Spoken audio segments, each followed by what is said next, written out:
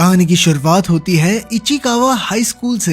एक teacher class के बच्चों को टेस्ट के बाद रिजल्ट बांट रही थी। इन्हीं बच्चों में आसुका नाम की एक लड़की थी जो पढ़ाई में बेहद कमजोर थी। हालांकि ये टेस्ट अब तक का सबसे आसान टेस्ट था, मगर आसुका को इसमें भी 0 मिला। खैर उसके बॉयफ्रेंड योशिडा ने उसका मन बहलाने के लिए कहा कि 0 तो उसका लकी नंबर है, मगर तब उनके टीचर ने उन्हें खूब डांटा और कहा कि अगर आसुका ने अभी पढ़ना शुरू नहीं किया तो वो जिंदगी में कुछ नहीं कर पाएगी। इसके बाद अगले पीरियड में उनका हिस्ट्री टेस्ट था, जिससे आसुका पहले ही डरी हुई थी। पहले सवाल में उन्हें उस मशहूर मंदिर का नाम बताना था जिसमें सिक्का डालने पर सभी मिन्नतें पूरी हो जाती हैं। आसुका को जवाब तो मालूम नहीं था, मगर उसने इसे खाली छोड़ने के बजाय तुक्का मार के कुछ भी लिख दिया। जैसे ही उसने जवाब लिखा तो बाहर खिड़की से जबरदस्त रोशनी दिखाई दी। फिर शहर के एक हिस्से में अचानक अपने आप एक जंगल जैसा हिस्सा पैदा हो गया। खैर अगले दिन जब आसुका और योशिडा स्कूल जा रहे थे तो उन्हें ये जंगल वाला रास्ता दिखाई दिया। उन्होंने सोचा कि कल तक तो यहाँ कोई भी ऐसा रास्ता नहीं था, इसलिए उन्होंने खुद अंदर जाकर देखने का फैसला किया। कुछ देर चलने के बाद उन्हें एक मंदिर मिला जिस पर इस जगह का नाम लिखा था, पर वो ये नाम पढ़ ही नहीं पा रहे थे। खैर आसुका ने बिना सोचे समझे उसमें एक सिक्का फेंक कर मन्नत मांगी कि मेरे हर टेस्ट में 100 नंबर आए। इसके बाद वो दोनों आराम से स्कूल लौट आए। जब आसुका को पिछले टेस्ट का रिजल्ट मिला तो उसने देखा कि उसके 100 में से 5 नंबर आए थे। तब वो सोचने लगी कि मन्नत मांगने का कोई फायदा नहीं हुआ। खैर बाद में उनका वर्ल्ड पॉलिटिक्स का टेस्ट हुआ। पहले सवाल में उन्हें जापान के प्रधानमंत्री का नाम बताना था। आसुका को बिल्कुल भी आइडिया नहीं था कि प्रधानमंत्री है कौन, इसीलिए उसने यूं ही अपने बॉयफ्रेंड योशिडा का नाम लिख दिया। इसके आगे भी उसे किसी सवाल का जवाब नहीं आता था, इसीलिए वो चुपचाप सो ही गई। बाद में स्कूल के बाद आसुका और योशिडा दोनों आसुका के घर गए। जैसे ही वो दोनों अंदर घुसे तो आसुका के माँ बाप में बहसबाजी चल रही थी। आसुका के पिता एक सेल्समैन थे जिनकी नौकरी खतरे में थी और उसकी माँ का किसी दूसरे आदमी के साथ अफेयर चल रहा था। आसुका ने योशिडा से कहा कि इनके ऊपर ध्यान मत दो, ये ऐसे लड़ते रहते हैं, और फिर उसे अपने कमरे में ले आई। तब योशिडा ने देखा कि एक कमरे के बाहर खाली प्लेट्स और बाउल्स पड़े थे। असल में आसुका का एक जुड़वा भाई भी था जिसका नाम था केसुके। केसुके पढ़ाई में बहुत ही ज्यादा अच्छा था और उसे हर टेस्ट में 100 नंबर मिलते थे, मगर एक दिन वो अपने हाई स्कूल एंट्रेंस एग्जाम में फेल हो गया। केसुके जैसा होशियार बच्चा इतना बड़ा धक्का सहन नहीं कर पाया और उसी दिन से उसने खुद को कमरे में बंद किया हुआ था। वो किसी से बात नहीं करता था और बस अपने कंप्यूटर पर वीडियो गेम्स खेलता रहता। आसुका योशिडा को ये कहानी बताते हुए थोड़ा उदास हो गई तो योशिडा उसके लिए बाजार से कुछ खाने को लेने गया। वहीं दूसरी ओर उनका टीचर टेस्ट चेक कर रहा था कि अचानक वो रहस्यमय मंदिर चमकने लगा और टीचर का चश्मा धुंधला हो गया। कुछ देर बाद आसुका ने योशिडा को फोन करके पूछा कि वो कहाँ रह गया, तो योशिडा ने कहा कि वो बहुत ही ज्यादा बिजी है और आज उससे मिलने नहीं आ पाएगा। कॉल कटने के बाद आसुका को अपने एक दोस्त का मैसेज आया कि योशिडा बहुत बड़ी मुसीबत में फंस चुका है। तब ये खुलासा होता है कि योशिडा सच में जापान का प्रधानमंत्री बन गया था और वो कई सारे इंटरव्यूज भी दे रहा था। अगले दिन जब आसुका स्कूल गई तो उसे समझ ही नहीं आ रहा था कि उसका बॉयफ्रेंड बाजार गया था तो वो अचानक प्रधानमंत्री कैसे बन गया। और तो और बाद में खबर आई कि कई सारे देशों के प्रधानमंत्री भी लापता हो गए थे। तभी टीचर ने क्लास में आकर सबको कल के टेस्ट के रिजल्ट सुनाए। आसुका ने देखा कि उसका सारा टेस्ट खाली था, फिर भी उसे 100 में से 100 नंबर मिले थे। तभी उसे एहसास हुआ कि उसने अपने टेस्ट में प्राइम मिनिस्टर की जगह योशिडा का नाम लिखा था और शायद इसीलिए वो प्रधानमंत्री बन गया। और बाकी देशों के प्रधानमंत्री भी इसलिए लापता हो गए क्योंकि उसने बाकी सारी जगहें खाली छोड़ दी थी। आखिरकार उस मंदिर से मांगी हुई मन्नत अब पूरी हो रही थी। अब उसे टेस्ट में पूरे नंबर देने के लिए उसके जवाब के हिसाब से दुनिया ही बदल जाएगी। खैर अपनी गलती को सही करने के लिए आसुका ने गूगल से देखकर टेस्ट में सभी सही जवाब भर दिए और खुशकिस्मती से सब कुछ पहले जैसा हो गया। योशिडा को प्रधानमंत्री के पद से निकाल दिया गया और बाकी देशों के पीएम भी सही सलामत थे। खैर अब भी मुसीबत टली नहीं थी क्योंकि अब अगले टेस्ट की बारी थी, लेकिन आसुका ज्यादा घबराई नहीं क्योंकि उसे लग रहा था कि मैथ्स टेस्ट में गलत लिखने से क्या ही बदल जाएगा।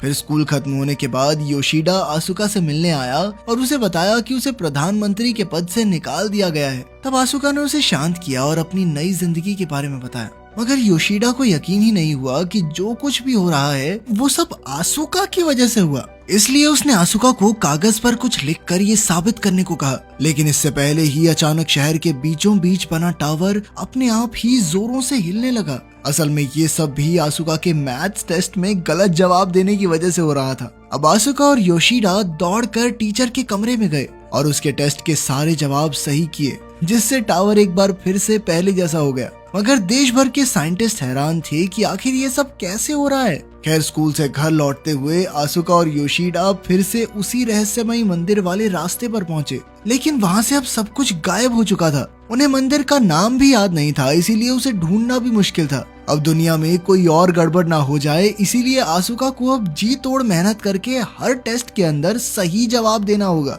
आसुका ने खूब मेहनत करने की ठानी और उसने सोचा कि रात भर पढ़ूंगी बैठ के। मगर कुछ ही मिनटों में उसे नींद आ गई और वो घोड़े बेचकर सो गई। इसके बाद हम देखते हैं कि आसुका और योशिडा टीचर के कमरे के बाहर अपना टेस्ट पेपर चेक होने का इंतजार कर रहे थे। पहले की तरह इस बार भी आसुका को 100 में से 100 नंबर मिले और वो दुआ करने लगी कि इस बार दुनिया में कोई गड़बड़ ना हो जाए। खैर जब वो घर लौटी तो उसने देखा कि उसके पिता बेहद खुश थे, क्योंकि उन्होंने अपनी जिंदगी की सबसे बड़ी सेल की थी। असल में आसुका ने टेस्ट में लिख दिया था कि दुनिया का सबसे कीमती पदार्थ आरओ का पानी है। इसी वजह से बहुत सारे लोगों ने आरओ खरीदने शुरू कर दिए, जिससे उसके पिता को काफी मुनाफा हुआ। अपने पिता को खुश देखकर आसुका भी खुश थी और उसने सोचा कि सब कुछ ऐसे ही चलने देते हैं। लेकिन बाद में उसने टीवी पर देखा कि दुनिया भर में पानी के लिए भयंकर लड़ाई होने लगी है। अब चीजें हाथ से बाहर हो गई थी, इसलिए आसुका ने तुरंत ही अपनी टेस्ट शीट में जवाब बदल दिया और सब कुछ पहले जैसा हो गया।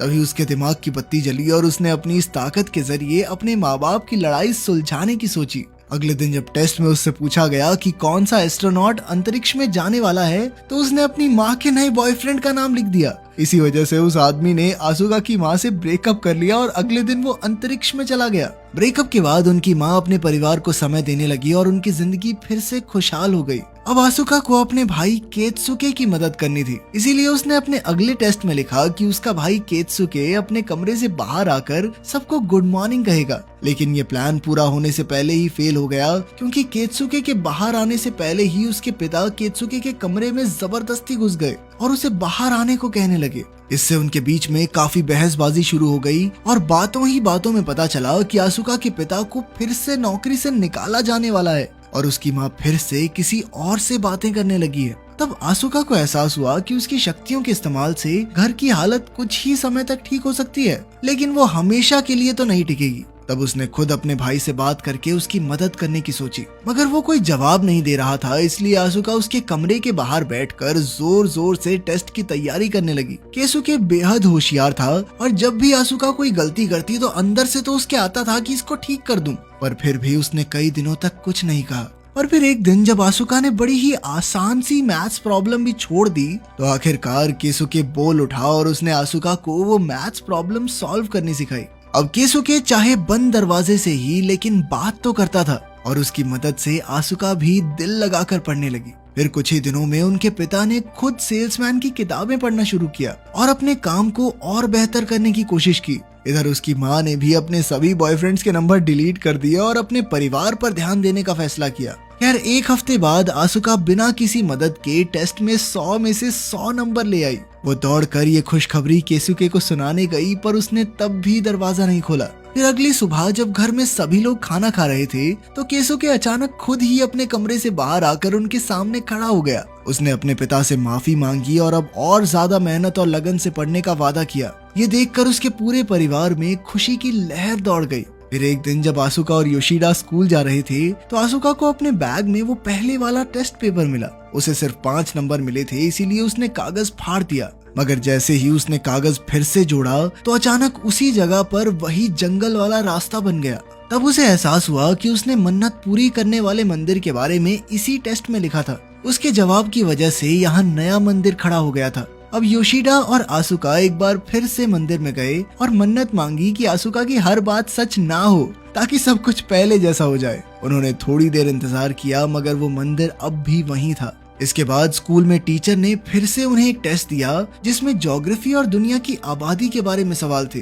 तभी अचानक आसुका को याद आया कि उस मंदिर में सिक्का डालने पर ही इच्छा पूरी होती है, यानी सब कुछ पहले जैसा करने के लिए उसे सिक्का वापस निकालना होगा। उसने फटाफट टेस्ट पूरा किया और मंदिर में से सिक्का निकालने पहुंची, मगर वो सिक्का एक बक्से में बंद था। आसुका ने एक लकड़ी से सिक्का बाहर निकालने की कोशिश की और वो कामयाब भी होने ही वाली थी। वहीं दूसरी ओर केसुके और उसके माँ बाप उसके भविष्य के बारे में बातचीत कर रहे थे। वो जिंदगी की एक नई शुरुआत करने के लिए काफी उत्सुक था। उसकी माँ ने भी सबको परेशान करने के लिए माफी मांगी और आखिरकार सब कुछ ठीक हो गया। उधर आसुका का टीचर उसका टेस्ट पेपर चेक कर रहा था और उसे हमेशा की तरह 100 नंबर मिले। लेकिन फिर उसी वक्त आसुका ने अचानक सिक्का फिर से गिरा दिया और सिक्के में से अद्भुत रोशनी निकली। कुछ ही पलों में हम देखते हैं कि मंदिर के बाहर कोई नहीं था, बल्कि पूरा शहर, देश, यहाँ तक कि पूरी दुनिया खाली हो चुकी थी, मानो सभी इंसान एक ही झटके में गायब हो गए हों। अंत में हम देखते हैं कि आसुका के टेस्ट में आखिरी सवाल था कि दुनिया की आबादी कितनी है।